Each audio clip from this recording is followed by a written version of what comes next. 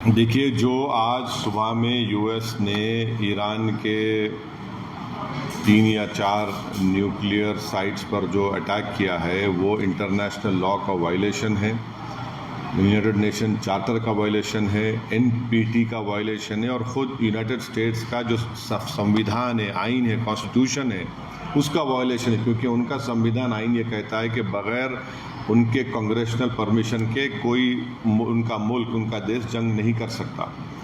पांचवी बात यह है कि ये हमला करके यूनाइटेड स्टेट्स ने गज़ा में जो फ़लस्तीनियों का एथनिक क्लेंसिंग हो रहा है, जेनोसाइड हो रहा है, उसको कवर अप कर रहे हैं। और इजराइल जिसके पास 700-800 न्यूक्लियर वॉरहेड है, जो एनपीटी को साइन नहीं किया, जो आईएईए के इंस्पेक्टर्स को अलाउ नहीं करता, उस पर कोई बात ही नहीं कर रहा है।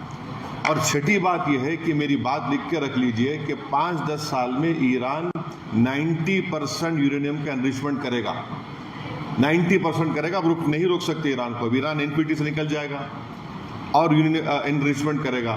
और साथ ही साथ उसका ये असर होगा आज की बॉम्बिंग के बाद कि जितने उस देश में, जितने अरब ममालिक बोलिए, मुस्लिम कंट्रीज़ बोलिए, जो उस खित्ते में है, वो सब लोग अब फैसला करेंगे कि हमको इजराइल के ब्लैकमेलिंग से, इजराइल की हेजेमनी से बचने के लिए हमको अब न्यूक्लियर वेपन्स बनाना पड़ेगा। वो भी आप नहीं रोक पाएंगे।